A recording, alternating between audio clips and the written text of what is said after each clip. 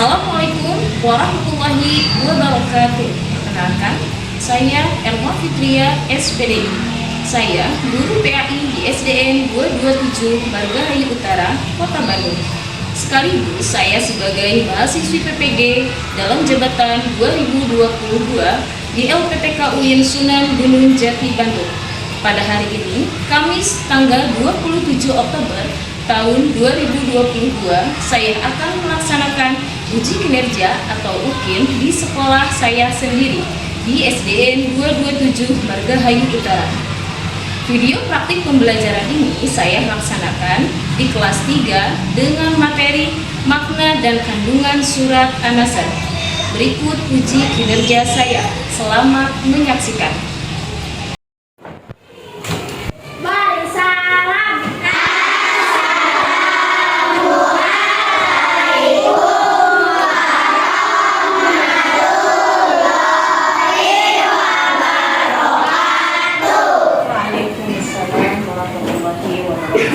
Assalamualaikum warahmatullahi wabarakatuh.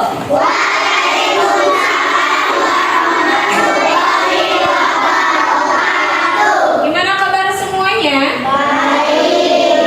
Alhamdulillah. Hari ini kita alhamdulillah dipertemukan lagi dalam keadaan sehat juga. Tentunya kita belajar lagi nih. Pelajaran apa? Pendidikan agama Islam. Sebelum kita mulai pelajaran, Ibu cek dulu kehadirannya. Ini siapa yang tidak hadir?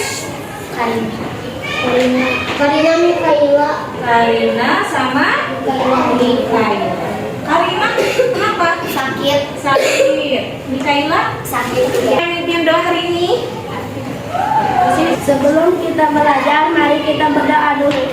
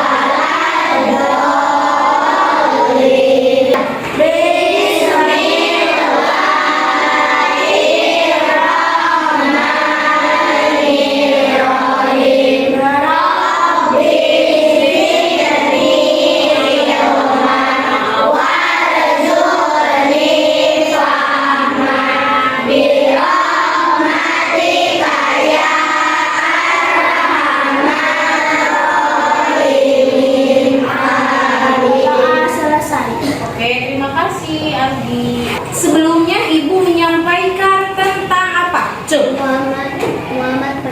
Nabi Muhammad panutanku. Tentang apa? Nabi Muhammad panutanku. Nabi Muhammad panutanku. Ada kitab yang diturunkan kepada Nabi Muhammad itu apa? Al-Quran. Di dalam Al-Quran itu ada beberapa surat.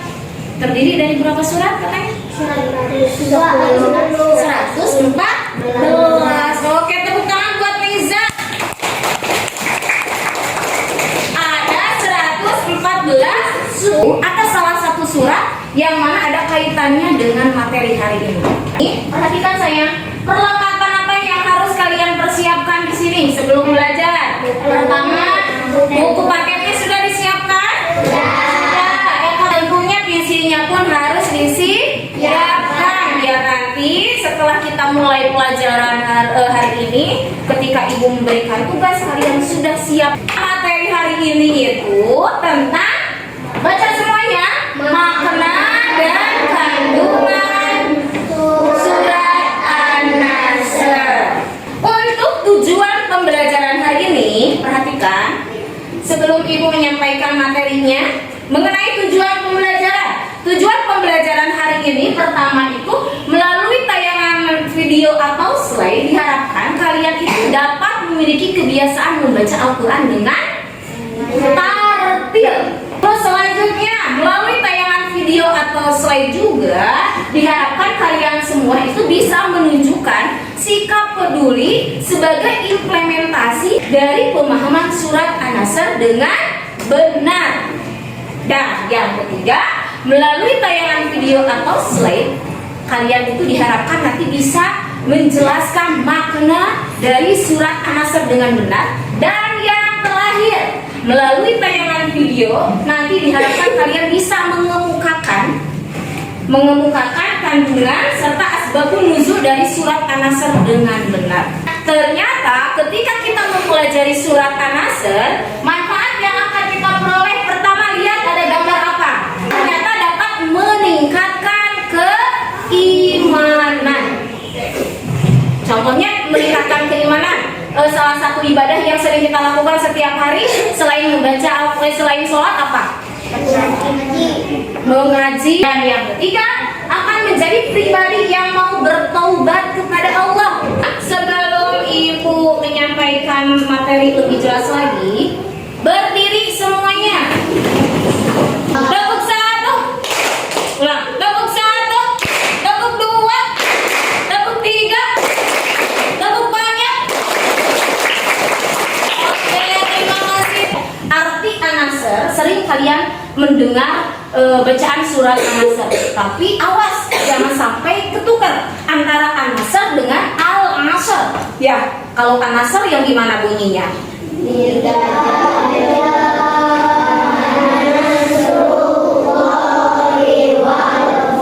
Oh, itu ayat kalau Al-Asr gimana?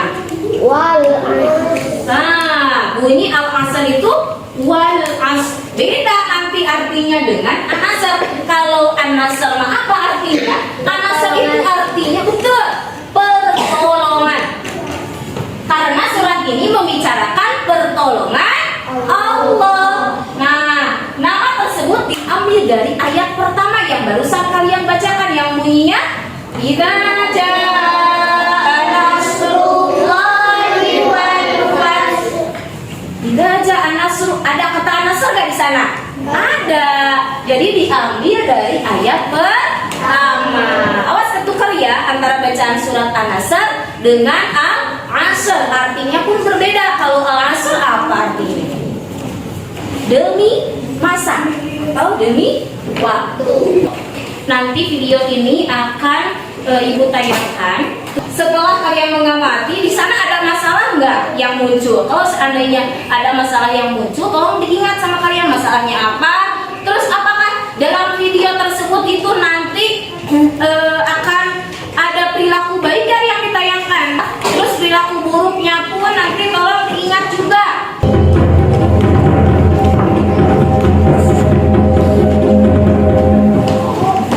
Fathu Mekah, pembebasan kota Mekah.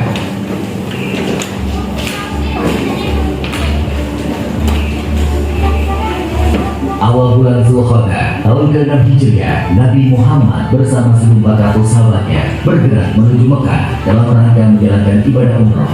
Rombongan besar tersebut membawa 70 ekor unta sebagai hewan kurban. Para sahabat Nabi sangat antusias mengikuti perjalanan ke Mekah, terutama kaum muhajirin yang telah lama meninggalkan kota kelahirannya. Namun, perjalanan mereka terhenti di wilayah Hudaybiyah, 22 km arah barat kota Mekah. Di Hudaybiyah, beberapa orang Quraisy bertanya tentang keperluan rombongan Nabi datang ke Mekah. Utusan Nabi Muhammad menjelaskan bahwa kedatangan mereka bukan dalam rangka penyerbuan, tetapi untuk menjalankan ibadah umroh, menyembelih kurban, dan setelah itu kembali ke Madinah. Namun, orang-orang Quraisy tetap bersikeras menolak kedatangan Nabi Muhammad dan para sahabatnya. Melihat penolakan orang-orang Quraisy, Nabi Muhammad mengutus Utsman bin Affan menemui para pemimpin. Para pemimpin Mekah tetap menolak kedatangan Nabi Muhammad dan para sahabatnya. Oleh karena itu, dilakukan perundingan antara kaum muslim dan Quraisy Mekah. Nabi Muhammad memimpin langsung delegasi kaum muslim, sedangkan delegasi kaum Quraisy dipimpin oleh diplomat senior mereka, Suhail bin Amr. Gencatan senjata antara kaum muslim dan Quraisy Mekah selama 10 tahun. Tidak akan ada tindakan buruk maupun permusuhan dari kedua belah pihak. Kedua, jika ada yang datang kepada Muhammad tanpa izin keluarganya, maka dia... Stop, perhatikan. Pertama tentang perjanjian ya. Isi perjanjiannya itu apa? Pertama, adanya gencatan senjata. Selain itu, isi perjanjiannya ada musuh yang datang kepada kaum Quraisy, maka dia tidak akan dikembalikan. Ketiga, dibebaskan kepada seluruh klan yang ada di Arab untuk menjalin kerjasama kepada kaum Muslim maupun kaum Quraisy. Setelah sekitar 20 hari berada di Hudaybiyah, Nabi Muhammad dan para sahabatnya kembali ke Madinah. Dalam perkembangannya, seperti yang tercantum dalam isi perjanjian, dua suku yang saling berperang, yaitu suku Khuza'ah dan suku Bakar, menjatuhkan pilihan mereka. Suku Khuza'ah bergabung ke kaum Muslim, sedangkan suku Bakar bergabung ke Quraisy. Mengikuti isi perjanjian Hudaybiyah, suku Khuza'ah dan suku Bakar juga melakukan gencatan senjata. Meskipun sepintas perjanjian Hudaybiyah merugikan kaum Muslim, namun secara diplomasi, Nabi Muhammad meraih kemenangan politik melalui perjanjian tersebut. Kaum Muslim diakui eksistensinya. Tadi suku apa yang melakukan penyergapan kepada suku Khuza'ah? Quraisy. Ya, kaum Quraisy dengan suku Bakar. Awas diingat-ingat. Nah, itu ketika suku Bakar melakukan penyergapan kepada suku Khuza'ah, itu merupakan perilaku baik atau perilaku buruk? Perjanjian Hudaybiyah ternyata tidak berjalan sebagaimana mestinya. Ketika pihak Quraisy melakukan pelanggaran, suku Bakar melakukan penyergapan terhadap suku Khuza'ah di sebuah oasis. Penyergapan tersebut dibantu oleh Quraisy Mekah. Pelanggaran perjanjian Hudaybiyah membuat Nabi Muhammad dan para sahabatnya mengambil keputusan penting menyerbu Mekah. Sedangkan di Mekah, Abu Bakar, Umar bin Khattab, dan Ali bin Abi Thalib. Namun, tetap saja Abu Sufyan gagal menemukan jalan keluar. Di derap putus asa, Abu Sufyan pun kembali ke Mekah. Setelah bertahun-tahun, jumlah pengikut Nabi Muhammad semakin besar. Kali ini, seluruh jalan yang berbeda, sehingga musuh tidak bisa memperkirakan dengan tepat jumlah pasukan Muslim. Ketika pasukan Muslim memasuki Mekah, kaum Quraisy hanya bisa pasrah karena tidak mungkin melawan kekuatan sebesar itu. Abu Sufyan dan para pemimpin Mekah hanya menyerah kepada Nabi Muhammad. Setelah menguasai Mekah tanpa pertumpahan darah, Nabi Muhammad mengambil keputusan yang tidak terduga dan tidak sesuai dengan tradisi bangsa Arab. Nabi Muhammad memerintahkan para pemimpin pasukannya mengucapkan Al-Yawm, Yawm Al-Marhamah, yang artinya adalah hari ini hari kasih sayang. Jazirah Arab, tetapi juga di seluruh dunia, Nabi Muhammad tampil sebagai pemimpin yang memberikan contoh bagaimana sebuah menaklukkan pusat kekuasaan musuh tanpa pertumpahan darah, sekaligus tanpa pembalasan dendam. Dalam tradisi Arab, pihak yang kalah akan menunggu giliran untuk dieksekusi. Namun, Nabi Muhammad menghapus tradisi tersebut. Pihak yang kalah telah diampuni.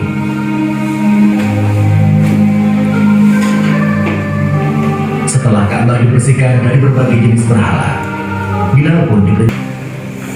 Perhatikan semuanya. Dari tayangan video tersebut, tadi itu bercerita tentang Fatu Mekah. Dengan Fatu Mekah itu mengisyaratkan bercerita tentang pembebasan kota Mekah.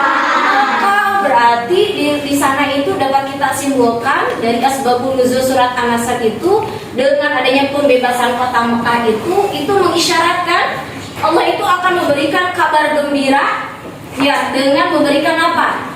Pertolongan dan kemenangan kepada Rasulullah Shallallahu Alaihi Wasallam. Nah, karena itu tadi kan bercerita bahwa ini itu menjelaskan tentang pertolongan Allah. Apa sih Bu kandungan dari surat An-Nasr itu? Yang pertama, pertolongan Allah itu akan datang dan Islam akan mendapat kejayaan. Tadi di akhir video tersebut Islam mendapat kejayaan tidak?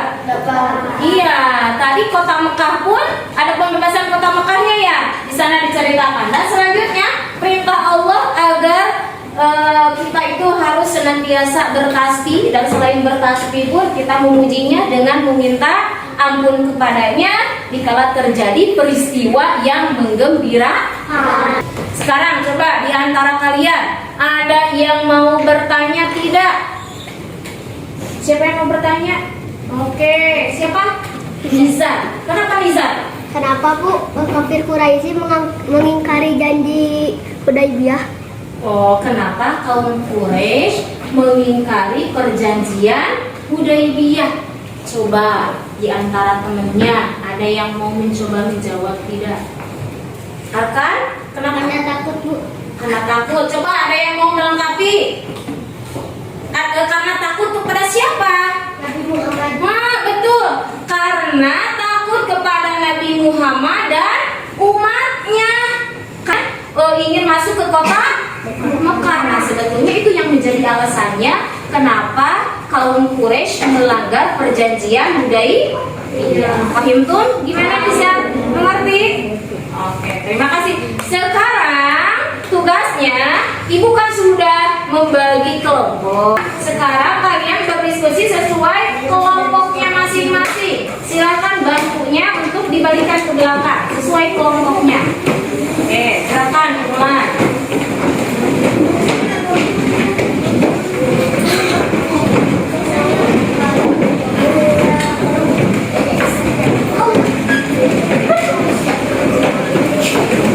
Coba kelompok 1 mana? Kelompok 1, kelompok 2. Oke, kelompoknya. Setelah tadi kalian melihat tayangan video, kalian itu tolong diskusikan, tuliskan masalah yang muncul dan solusi. Yang kedua, tuliskan perilaku baik dan buruk yang ditemukan dari tayangan video tersebut. Jangan lupa dikasih nama, kasih nama kelompok sama anggotanya. Dituliskan masalah yang muncul, yang kedua adalah perilaku baik dan perilaku buruknya.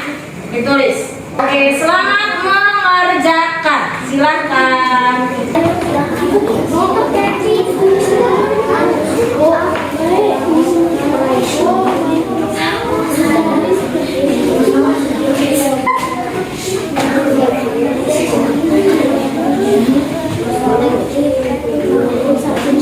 Ya, nanti masalah yang pertama apa?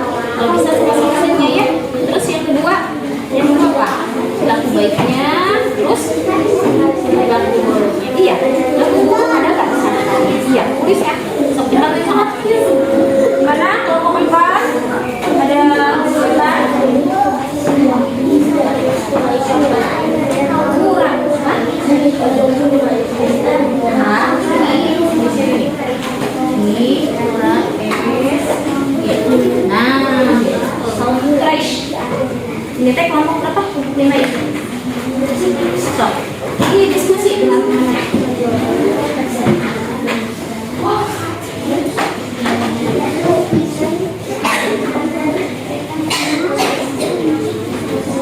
Terakhir kelompok 6.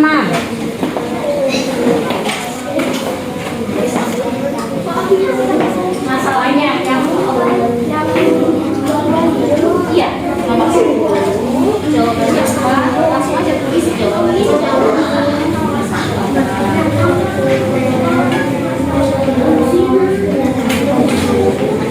Satu apa? Jawabannya apa? Yang lebih kan? So, dibantu sama temannya ya, diskusikan. Persatu masalahnya apa yang muncul tadi ketika kalian melihat video itu? Tadi sudah ibu jelaskan. Ya, ada yang melanggar perjanjian Hudaybiyah. Siapa yang melanggar perjanjian Hudaybiyah? Sama kalian tuliskan itu masalah nggak? Ya, kalau misalkan itu memang masalah, boleh kalian tuliskan. Selain itu ada nggak masalah yang lain? Ya, silakan.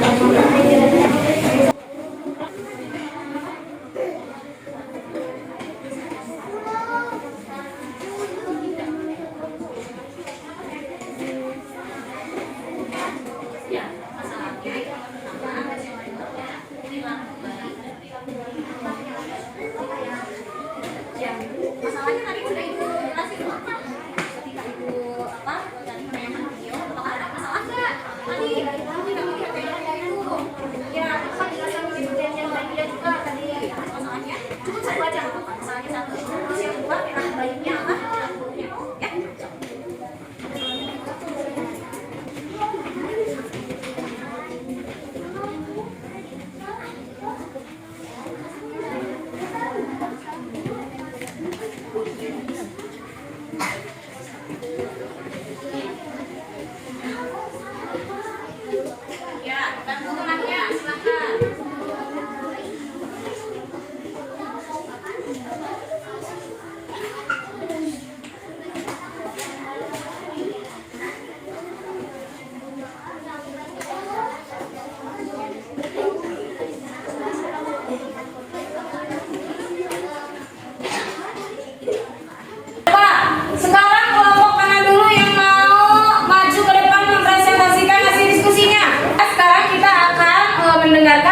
konsentrasi dari kelompok 5.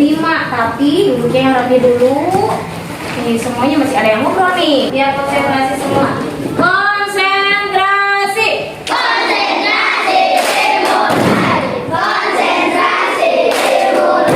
Assalamualaikum warahmatullahi wabarakatuh. Saya perwakilan dari kelompok 5 akan mempresentasikan hasil diskusi saya. Masalahnya yang pertama apa ya? Kaum Quraisy menolak perjanjian Nabi Muhammad SAW. Perjanjian apa? Perjanjian? Perjanjian Hudaybiyah. Ya, oke, itu masalahnya. Terus yang nomor 2, untuk perilaku baik dan buruk yang ditemukannya apa? Perilaku baik melakukan ibadah umroh dan kurban. Perilaku buruk menyembah berhala. Oke, menyembah berhala. Perilaku baik apa buruk menyembah berhala? Buruk. Tes segitu? Oke, tepuk tangan buat kelompok 5. Assalamualaikum warahmatullahi wabarakatuh. Saya perwakilan kelompok 4 akan mempresentasikan hasil diskusi saya. So, dari pertanyaan pertama itu masalah yang muncul apa? Liza, coba jelaskan. Pertama Kaum apa? Quraisy melanggar perjanjian Hudaybiyah. Terus solusinya? Solusinya seharusnya kaum Quraisy tidak melanggar perjanjian. Ya, terus untuk perilaku baiknya ada nggak yang ditemukan? Ada, coba apa? Mengumandangkan azan pertama kali. Iya, terus perilaku buruknya? Perilaku baiknya ada 2. Oke, lanjutkan. Rasulullah dan pasukan muslim menguasai Mekah tanpa pertumpahan darah. Oke, terus perilaku buruk? Bahkan melakukan penyergapan. Udah, segitu. Tepuk tangan buat kelompok 4. Assalamualaikum warahmatullahi wabarakatuh. Waalaikumsalam warahmatullahi wabarakatuh. Saya sebagai perwakilan dari kelompok 4. Kaum Quraisy melanggar perjanjian Hudaybiyah. Itu apa masalahnya? Terus untuk masalahnya itu ya perilaku baiknya apa, Sen? Ingin menjalankan umrah. Terus? Perilaku Ya, perilaku buruk. menyembah berhala. Udah, segitu. Oke, terima kasih. Tepuk tangan buat kelompok 2. Betul sekali, mulai dari masalah dan perilaku baik dan perilaku buruknya. Masalahnya itu tadi ada apa? Kaum Quraisy salah satunya ia melanggar perjanjian Hudaybiyah. Terus masalahnya apa lagi? Perilaku baiknya itu ternyata dari beberapa kelompok itu ada yang berbeda. Mulai dari apa tadi perilaku baik yang kalian tulis dengan kelompoknya yang kalian diskusikan? Iya, terus apa lagi? Rasulullah menguasai Mekah tanpa pertumpahan darah. Nah, Rasulullah menguasai Mekah dengan siapa? Dan umatnya ya, tanpa pertumpahan darah. Itu termasuk perilaku baik. Nanti kalian bisa amati lagi tayangan video tentang Fathu Mekah tersebut itu nanti di rumah bisa dilanjutkan. Ibu akan bagikan NKPD ya.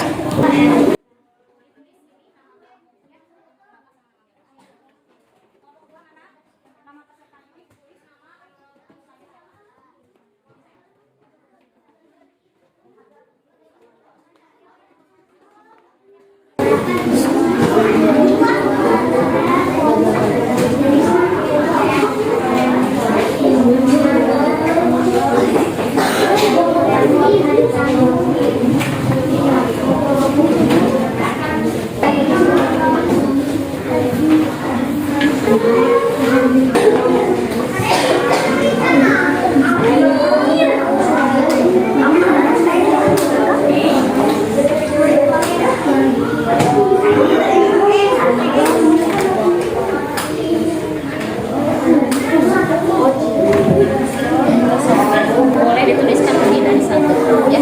Setelah itu tujuannya Gak apa-apa kalau misalkan tokohnya ada lebih dari 1, boleh paling dituliskan di sini ya. Terus yang kedua, tuliskan pelajaran yang bisa inti dari kisah video yang tadi. Terusnya pelajarannya buat kita apa? Nanti ibu mulai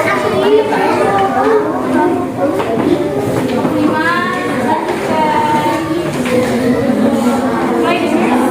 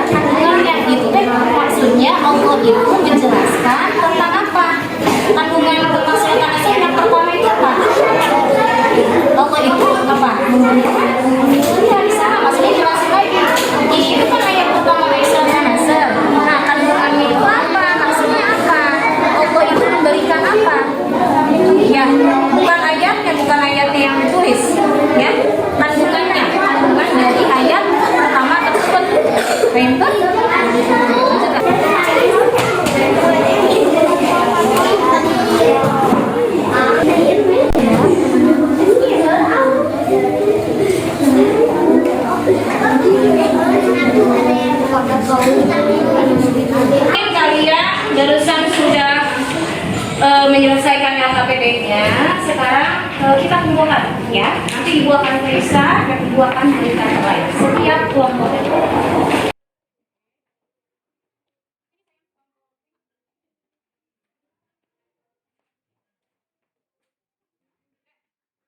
Bagaimana nih untuk pertemuan hari ini? Sudah paham belum mengenai materi hari ini? Sudah. Alhamdulillahirabbil alamin. Oke, baiklah anak semua, kita simpulkan materi hari ini mulai dari pertama makna dan kandungan surat An-Nasr. Arti surat An-Nasr itu apa artinya? Nah, terus mengenai apa lagi? Asbabun nuzul dari surat An-Nasr itu menjelaskan tentang apa? Yang pertama, Sebab pertama